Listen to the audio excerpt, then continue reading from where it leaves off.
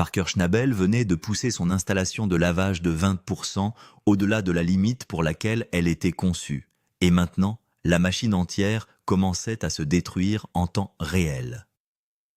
L'eau bouillait violemment hors de la boîte de distribution, inondant la plateforme en contrebas, tandis que le sol, sous une machine de 45 tonnes, s'érodait lentement. À la radio, l'appel est arrivé dans un calme inquiet qui a rendu la situation encore pire. « Mitch, tu en as une copie !» La voix essayait de rester stable, mais tout le monde pouvait entendre l'inquiétude qui se cachait en dessous. Mitch Blaschke a répondu immédiatement s'attendant à un problème mineur. Au lieu de cela, il a entendu des paroles qu'aucun contremaître ne voudrait entendre au milieu d'une journée de production. L'eau ne s'échappait pas simplement de la boîte de distribution, elle coulait sur les côtés, se précipitait sur le sol et se répandait sur la zone de lavage. L'opératrice a admis qu'elle n'était pas sûre de la gravité de l'incident. Mais le fait qu'elle ait passé l'appel a dit à Mitch tout ce qu'il avait besoin de savoir. Cela tournait déjà au désastre. Mitch bougeait avant même la fin de la conversation radio. Le trajet jusqu'à l'usine de lavage de Roxane prenait normalement quelques minutes, mais il a poussé fort car chaque seconde comptait. Au moment où il arriva, la vue devant lui fit instantanément tomber le ventre. La machine fonctionnait toujours, mais elle était clairement en panne. Roxane était censée répartir uniformément les salaires dans le système comme une machine parfaitement équilibrée. Au lieu de cela, la boîte de distribution ressemblait à un évier bouché explosant sous la pression. La boue bouillait sur le dessus, se déversait sur les côtés et s'écrasait sur le coussin en dessous. L'eau a creusé des canaux visibles dans les fondations en terre battue. Et l'usine ne traitait plus efficacement les matériaux, elle se noyait sous sa propre surcharge. De près, la situation semblait encore pire qu'elle ne l'avait semblé à la radio. Les matières grimpaient sur les parois du coffret de distribution avant de déborder en feuilles épaisses. Le rythme mécanique que Mitch connaissait si bien avait complètement disparu. Normalement, une station de lavage produisait un bourdonnement constant mêlé au craquement des roches, heurtant l'acier, mais cela semblait violent, chaotique et faux. Mitch n'avait entendu un son pareil qu'une seule fois auparavant. C'était juste avant qu'une autre usine ne tombe complètement en panne et doive être démolie et reconstruite à partir de zéro. Ce souvenir le frappa durement alors qu'il attrapa sa radio et posa la question qu'il redoutait déjà. À quel régime tourne la courroie ? La réponse est revenue instantanément, au maximum. Cette réponse a dit à Mitch exactement ce qui s'était passé. Parker Schnabel avait discrètement augmenté le débit d'alimentation et augmenté le débit d'eau sans avertir personne au préalable.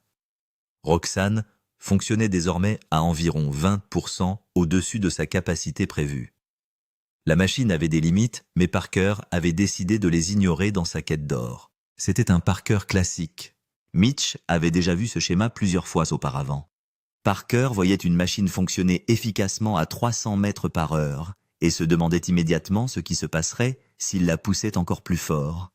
En tant que patron et celui qui rédigeait les chèques, Parker obtenait généralement exactement ce qu'il voulait. Mais maintenant, Mitch restait là à regarder des semaines de travail s'effondrer parce que la machine ne pouvait tout simplement pas répondre à l'ambition de Parker.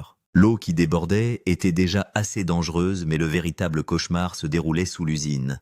Chaque seconde où l'eau s'écoulait sur le côté, elle s'enfonçait plus profondément dans les fondations sous Roxane. Il a fallu des semaines pour construire, compacter et niveler correctement cette zone de lavage.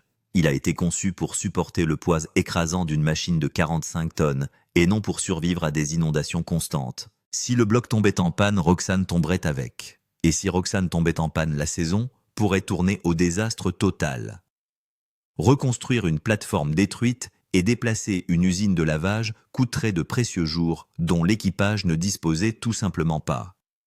Dans l'exploitation aurifère, le temps perdu signifie souvent des millions perdus. Cette opération avait déjà investi près de 15 millions de dollars dans le terrain qu'elle exploitait. Il ne pouvait pas se permettre un arrêt majeur maintenant. Chaque jour perdu signifiait moins de saleté traitée, moins d'onces récupérées et une diminution des chances d'atteindre l'objectif de la saison avant que les conditions météorologiques ne changent. Mitch comprenait cette pression mieux que quiconque. Le problème était que Parker Schnabel n'était nulle part sur place. Tyson Lee travaillait à Australia Creek, laissant Mitch comme seul contremaître suffisamment proche pour prendre la décision. Quoi qu'il arrive ensuite, cela retomberait entièrement sur ses épaules. Si la plante survivait, personne ne le remarquerait. Si cela échouait, tout le monde s'en souviendrait. Mitch avait deux choix. Il pourrait réduire immédiatement le débit d'alimentation et se battre avec Parker plus tard, ou il pourrait d'une manière ou d'une autre faire en sorte que l'usine surchargée survive aux exigences impossibles de Parker. Il a choisi l'option la plus difficile parce qu'il savait que Parker continuerait à attaquer malgré tout. Mitch préfère résoudre le problème plutôt que de perdre du temps à se disputer. Il a appelé par radio et a ordonné que la mangeoire soit à sec. L'usine a dû fermer immédiatement. Chaque minute où Roxane restait hors ligne signifiait une perte de revenus. Mais chaque minute où Roxane restait en fonctionnement dans son état actuel rapprochait l'opération du désastre complet. Mitch était coincé entre deux résultats terribles. Tandis que les ceintures se vidaient, Mitch cherchait déjà des outils. Il a rapidement identifié le véritable problème qui se cache au sommet du système. Les barres de pulvérisation de prélavage projetaient de l'eau à travers des jets étroits qui concentraient trop de force dans une seule zone. Cette explosion concentrée contribuait à surcharger le boîtier de distribution. Les déchets entrant dans le système formaient une colonne lourde et serrée au lieu de se répartir uniformément sur toute la largeur de la boîte. En combinaison avec l'augmentation de la vitesse d'alimentation de Parker, la machine était obligée d'avaler plus de matériaux que sa conception ne pouvait physiquement en traiter. Il s'agissait d'un goulot d'étranglement mécanique qui menaçait désormais l'ensemble de l'opération. La solution de Mitch devait fonctionner rapidement. Il a décidé de remplacer les buses standards par des buses évasées qui diffuseraient le même volume d'eau sur une surface beaucoup plus large. Si le jet de pulvérisation s'élargissait correctement, la saleté se propagerait uniformément avant d'atteindre la boîte de distribution. Cela pourrait arrêter le débordement sans obliger Parker à réduire sa production. En élargissant le jet de pulvérisation, Mitch espérait créer un mur d'eau qui briserait la saleté et la répartirait correctement. Si le matériau se répartissait uniformément, la boîte de distribution cesserait de déborder. Si cela se produisait, Mitch pourrait réduire la pression de l'eau tout en maintenant un débit suffisamment élevé pour satisfaire Parker. C'était une solution incroyablement risquée, mais c'était leur seule véritable chance. Mitch et son équipe ont travaillé rapidement, échangeant les buses en moins d'une heure, les mains recouvertes de graisse et la pression augmentant à chaque seconde. Tout le monde a compris l'enjeu. Si cela échouait, Roxane pourrait s'effondrer dans la zone d'érosion située en dessous. Et si cela se produisait, le pari massif de Parker pourrait détruire toute la saison. Ce à quoi personne ne s'attendait, c'est ce qui s'est passé ensuite. 3 jours seulement après que la machine ait failli se détruire, c'est exactement la même usine qui a livré la plus grosse récolte d'or de la saison 723 onces d'une valeur d'environ 1 400 000 $. La machine qui semblait prête à s'effondrer un mercredi matin est soudainement devenue le plus grand héros de l'opération. Et une fois de plus, Parker Schnabel a prouvé que parfois ses plus grands risques se terminent soit par un désastre total, soit par des récompenses énormes au-delà de l'imagination de quiconque. Le soleil se déplace sur le tapis et Mitch travaille contre l'ombre, d'autant qu'il travaille contre la montre. Alec donne des outils à Mitch. Une des mains arrache les vieilles buses. Mitch enfile les nouveaux, vérifie l'angle de pulvérisation à l'œil nu et resserre les colliers. Chaque buse évasée doit être placée exactement au bon pas. Trop plat et l'eau glisse du haut de la terre battue. Trop raide, l'eau s'enfonce dans la boîte au lieu de s'y répandre. Mitch a connu suffisamment de barres de pulvérisation pour sentir le bon angle sans outils. Il les pose à la main, les resserre et l'appelle. Tatiana se tient au distributeur attendant l'appel. Mitch le donne.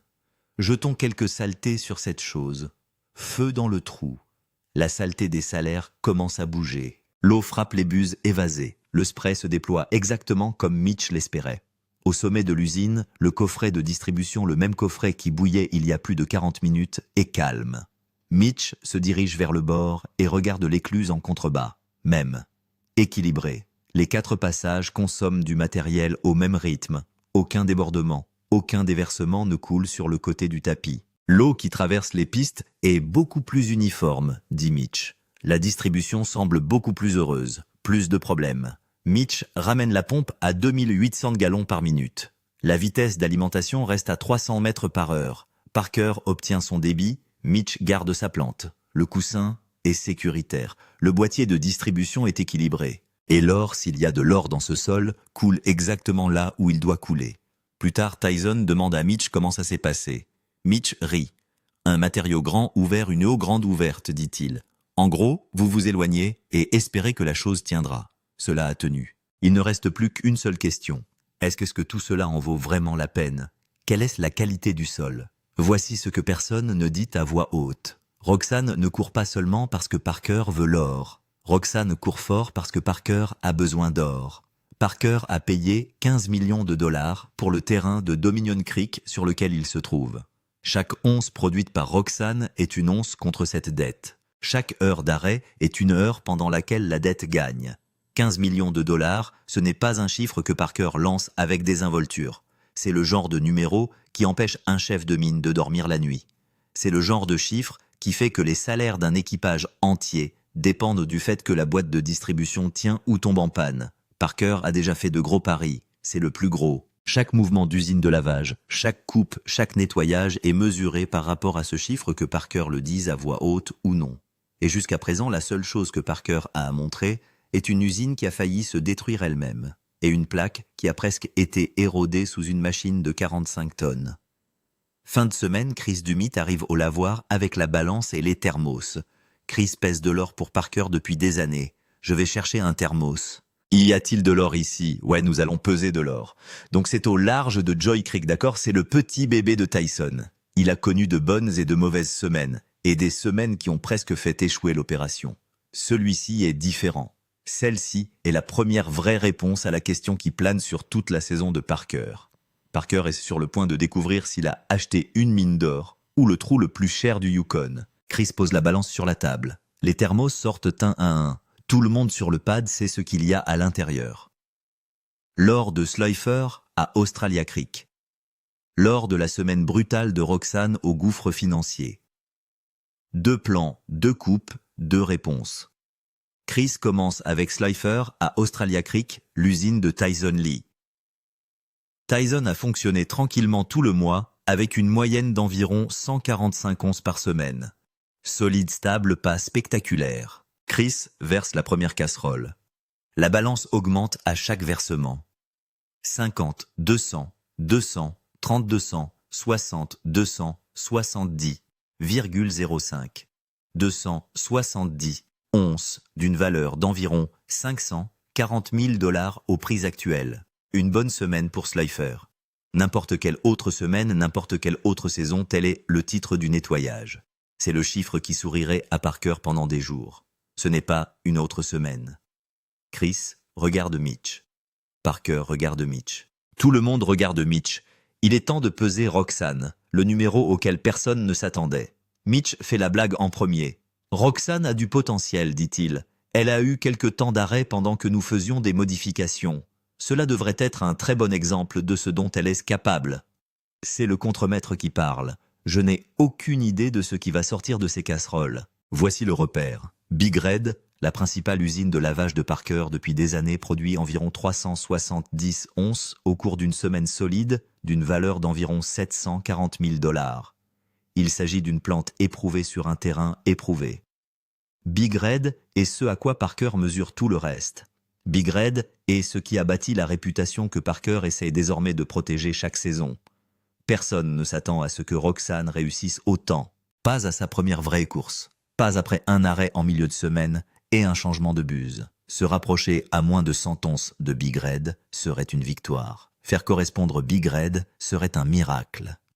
Chris commence à verser. 30, 50, 100, 150, 180, 199, 200 directement sortis du premier thermos. Chris pose le premier thermos. 200 onces, ce n'est pas la fin. 200 onces est la ligne de départ. Chris prend le deuxième thermos. 220, 246, 085. Plus les belles choses qu'il ne pouvait pas nettoyer dans sa propre poêle. 200 dans cette poêle. Un autre 253, 88 dans l'autre. Puis, Chris prend le troisième. Roxane a produit tellement d'or en une semaine que Chris a dû utiliser 3 casseroles pour le contenir. Le chiffre final sur l'échelle est de 723,85 onces. Plus de 700 onces. Une semaine. Une plante. Sans conteste la plus grosse récolte de la saison, d'une valeur d'environ 1 400 000 $, environ 120 000 $ en or par jour, d'une station de lavage qui débordait son coffret de distribution il y a 3 jours. Comme vous pouvez le voir ici, cette usine est vraiment en difficulté. On voit la matière déborder. Personne ne dit rien. Mitch regarde les casseroles. Parker regarde les casseroles. Chris pose la balance et s'essuie les mains avec un chiffon. Parker ne fait pas de semaine de 700 onces. Personne au Yukon ne produit 700 onces par semaine dans une seule usine de lavage. Pas à ces vitesses d'alimentation. Pas sur un terrain qui était encore un point d'interrogation il y a une semaine. 700 onces, c'est à quoi ressemblait autrefois une saison entière sur les petites exploitations. Parker vient de l'arracher d'une plante en 7 jours. Parker brise le silence. C'est un sacré résultat, dit-il. C'est une très bonne semaine, sourit Mitch. Nous sommes sur la bonne voie, dit-il. Nous sommes vraiment sur la bonne voie. Cela pourrait bien fonctionner. Le total de Parker pour la saison passe à 5789,95 onces. Quelque chose change dans la façon dont Parker regarde le sol sous ses pieds. Pas seulement un soulagement, quelque chose de plus proche de l'excitation. Le genre d'excitation tranquille que Parker ne montre que lorsqu'un chiffre est trop grand pour qu'il puisse en plaisanter. Plus il y a d'or qui sort de là, dit-il, plus je me dis que c'est le sol. Non seulement nous commençons dans une très bonne position, c'est le terrain. Mitch évoque Big Red et Roxane courant côte à côte. Parker rit. Il ferait une grève. Ouais, dit Mitch. Plus calme maintenant. C'est exactement ce que nous recherchions. Voici ce que signifie réellement ce chiffre. Roxane sur un tout nouveau terrain que Parker n'avait jamais exploité auparavant. En une semaine où la plante a failli se déchirer. Plus du double de la semaine la plus forte de Big Red. Il ne s'agit pas d'une usine qui surpasse une autre usine. C'est un terrain surperformant, payé assez richement pour que cela n'ait pas d'importance. L'usine qui la dirigeait vivait la pire matinée de sa saison. C'est le genre de résultat qui transforme un pari de 15 millions de dollars en un achat de 15 millions de dollars. Si c'est le genre d'histoire de rupture et de rebond que vous recherchez, cliquez sur « Abonnez-vous maintenant ». Parce que ce que Roxane fait pendant le reste de la saison ne cesse de prendre de l'ampleur. La ligne d'arrivée à Dominion. Quelques jours plus tard, Parker parcourt le bord du gouffre financier avec un membre de son équipe. Mitch s'occupe du nettoyage final. Parker montre le sol. Vous savez ce que c'est là, la ligne d'arrivée. Toute cette zone est terminée. Déchets remplis. Mais c'est ici la ligne de paiement. Et il n'en reste plus grand-chose. Parker guide l'opérateur de l'appel avec des signaux manuels. Gauche, lentement, lentement. Attendez. Payez, ne payez pas. Payez, ne payez pas. C'est fait, c'est fait, c'est fait. Il reste un peu de saleté dans toute la coupe. Et puis ça aussi, ça a disparu. Parker exploite cette coupe depuis le début de la saison. C'est à ce moment-là qu'il envoie le fond. Ouais, dit Parker. En fait, je suis à court de saleté. Nous avons terminé. Roxane reçoit son dernier repas du gouffre financier. Chris est déjà prêt pour le nettoyage final de la fosse. Il est difficile d'exagérer ce que signifie ce moment. Mitch et son équipe viennent de terminer la plus grande opération minière qu'ils aient jamais réalisée. Sur un terrain qu'ils n'avaient jamais exploité auparavant. Et ils l'ont fini proprement. Aucune panne de pad, aucune perte de plante. Aucune coupure n'a été laissée parce qu'ils ont manqué de temps. Le gouffre financier, la coupe que Parker a nommée, avant de savoir si elle méritait ce nom, est entièrement exploitée. Cela méritait bien ce nom. Mitch regarde la coupe et réfléchit à ce qu'il a fallu pour arriver ici. Des semaines de décapage, des jours de problèmes de plomberie. Le matin, Roxane a failli se démonter. Les nuits passées dans le froid, essayant de terminer mes courses avant que le temps ne change. Tout cela était canalisé vers une seule fosse de résidus traités et un numéro sur une balance. Ce que le gouffre financier laisse derrière lui se rend compte, Mitch n'est pas seulement de l'or. C'est une preuve de concept. Parker peut acheter un nouveau terrain. Parker peut gérer plusieurs usines. Parker peut étendre une opération au-delà du point où un contremaître peut voir chaque plateforme à la fois. Et ça peut encore fonctionner, tant que les gens à la radio connaissent leurs plantes et se font confiance. C'est ce que Mitch fait à partir du gouffre financier qui est plus grand que le chiffre du nettoyage, pas les onces. L'opération.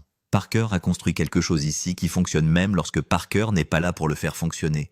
Parker trouve Mitch près du camion. Ce n'est pas un patron de mine qui fait des compliments avec désinvolture. Quand il en donne un, il le pense vraiment. Merci d'avoir fait cela. C'est une énorme quantité de terrain. Une logistique énorme à laquelle nous ne sommes pas habitués. Vous les gars, vous vous êtes battus. Vous avez réalisé une sacrée saison. Mitch essaie de s'en débarrasser comme le fait le contremaître. Il pense déjà à la panne de l'usine. concernant le matériel qui doit encore être déplacé. À propos de la prochaine coupe, vous devriez probablement monter dans votre camion et sortir d'ici, dit Parker. Vous êtes sûr? Ouais, vous devez célébrer l'anniversaire d'une femme enceinte et d'une fille. Chez toi, n'est-ce pas? Ouais, c'est son anniversaire ce week-end. Eh bien, Mitch s'en sort. S'il prend la route aujourd'hui, il peut fêter son anniversaire. Il serre la main de Parker, pointe le camion vers le sud et commence à faire le calcul pour déterminer à quelle vitesse il peut conduire légalement. Derrière lui, Roxane est assise sur son coussin silencieuse pour la première fois depuis des semaines. Son travail sur cette coupe est terminé. L'or final. Pesé. 6 mois après avoir parié 15 millions de dollars sur ce terrain, Parker s'assoit pour la pesée finale de la saison. Mitch, Tyson, Chris et le reste des opérateurs attendent dehors. Parker essaie de ne pas les faire attendre plus longtemps que nécessaire. Parker a besoin de 174 onces pour atteindre son objectif de 7000 onces pour la saison. C'est l'objectif qu'il s'est fixé et qu'il a annoncé à l'équipe à l'époque où ce terrain n'était qu'un numéro sur un contrat. 7000 en 16. Le genre de saison qui justifie un achat de 15 millions de dollars. Le genre de saison qui prépare les 5 prochaines années. Il y a une saison, 7000 onces aurait semblé un fantasme. Il y a 2 saisons, cela aurait ressemblé à la cible de quelqu'un d'autre. Après la semaine de 723 onces de Roxane, cela semble soudainement accessible, peut-être conservateur. Chris ouvre le premier thermos. 40, 80, 120, 170, 200, 240, 260, 300 même. Parker pose le premier thermos. 311 dans un thermos représente déjà un nettoyage important. Chris cherche le deuxième, puis le deuxième. 50, 100, 100, 50, 100, 80, 200, 220, 240, 254, 35. Un total de 554, 35 onces d'une valeur d'environ 1 million de dollars. À lui seul, il s'agit du plus gros transport hebdomadaire provenant d'une seule usine de lavage toute la saison. En plus de la semaine de 4 millions de dollars de Roxane, c'est une image d'un terrain qui ne ralentit pas, cela s'accélère. Le gouffre financier porte encore son nom jusqu'à la pesée finale. Bon achat mec, dit Chris. Ouais, dit Parker. Bon endroit où vivre. Le total de la saison de Parker s'élève à 7381,1 onces d'une valeur d'un peu moins de 15 millions de dollars. Obtenez ceci. En une saison, Parker a essentiellement payé l'ensemble de la propriété avec de l'or extrait de la même propriété. Un an, pas de plan pluriannuel, pas d'amortissement à long terme. Le pari de 15 millions de dollars représente déjà 15 millions de dollars sur le compte et le sol contient encore des années d'exploitation minière. Parker regarde son équipe, les visages qui se présentaient chaque matin, les opérateurs qui faisaient fonctionner les usines, les mécaniciens qui maintenaient les machines en vie, Tatiana à l'alimentateur Alec, à l'usine Chris, à la table de nettoyage, et Mitch qui a sauvé la semaine où Roxane a failli s'effondrer. Cette équipe est absolument incroyable, dit Parker. Vous avez été plus que fantastique. C'est très apprécié. Personnellement, je ne choisirais pas une meilleure équipe que celle qui se trouve ici. Chris a fabriqué de petits fonds d'or à partir de l'or qu'ils ont extrait du sol échangeable contre un repas à la cuisine. Parker les distribue un par un. Nous avons commencé dans une position précaire, dit Parker. Il semble que cet achat en valait la peine. Nous avons un projet irréel avec un groupe de personnes irréelles. Le sol est bien meilleur que tout ce que nous avons exploité auparavant. Nous avons tout un tas de terrain devant nous. Nous sommes dans une très bonne position pour l'avenir. Un pari de 15 millions de dollars, une usine de lavage poussée au-delà de ses limites. Un contremaître qui a refusé de laisser une inondation se transformer en désastre et une matinée qui a commencé avec de l'eau bouillante sortant d'une boîte de distribution et s'est terminée avec la plus grosse semaine d'or que Parker Schnabel ait jamais récoltée au cours d'un seul été au Yukon. C'est l'histoire de la façon dont Roxane a failli s'effondrer et a produit 1 400 000 dollars d'or la même semaine. L'histoire d'un équipage qui a examiné une machine défaillante et a choisi de la réparer au lieu de la blâmer. L'histoire d'un terrain dont personne n'était sûr et d'un achat dont personne n'était sûr amorti en une saison. L'histoire d'un enfant qui pariait plus gros que quiconque au Yukon était prêt à parier et d'un contremaître qui veillait à ce que son pari ne s'effondre pas un mercredi matin à cause d'une boîte de distribution qui refusait de coopérer. Une usine, une semaine, 1 400 000 dollars. Voilà à quoi ressemble le pari de 15 millions de dollars de Parker Schnabel lorsqu'il commence enfin à porter ses fruits. Pour l'équipage sur cette plateforme, le chiffre sur la balance à la fin de la longue semaine était la seule réponse qui comptait.